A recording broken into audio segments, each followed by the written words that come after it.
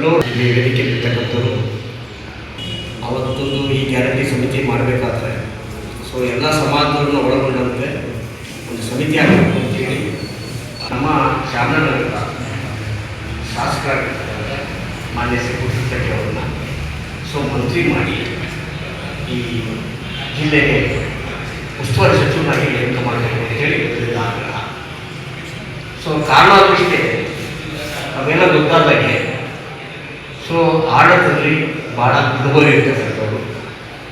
ಪಂಚಾಯತಿ ಮಟ್ಟದಿಂದ ವಿಧಾನಸೌಧವರೆಗೂ ಕೂಡ ಆಡಳಿತದಲ್ಲಿ ಅನುಭವ ಹೊಂದಿರ್ತಕ್ಕಂಥವ್ರು. ಅದಲ್ಲದೆ ಕೂಡ ಸಹಕಾರ ಕ್ಷೇತ್ರದಲ್ಲೂ ಕೂಡ KPMCಗೆ ಅಧ್ಯಕ್ಷರಾಗಿ, ಯೂನಿಯನ್ನ ಅಧ್ಯಕ್ಷರಾಗಿ, ಈಗ ಪ್ರಸ್ತುತ MBCC ಕಾರ್ಯಕ್ರಮ ಅಧ್ಯಕ್ಷರಾಗಿ ಕೂಡ ಸಹಕಾರ ಕ್ಷೇತ್ರ ಕೂಡ ತುಂಬ ಅನುಭವಗಳು ಇರ್ತದೆ.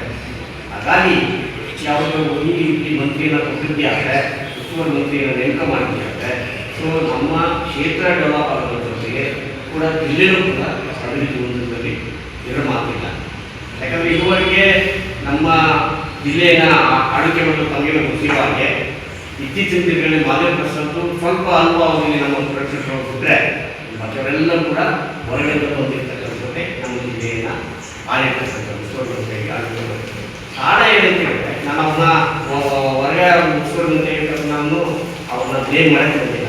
ಅಂದರೆ ಸ್ಥಳೀಯರಾದ ಇಲ್ಲಿ ಕ್ಷೇತ್ರದ ನಾಡಿಮಿಡಿತ ಗೊತ್ತು, ಇಲ್ಲಿಯ ಜನರ ನೋವು ನಲಿವುಗಳು ಗೊತ್ತು.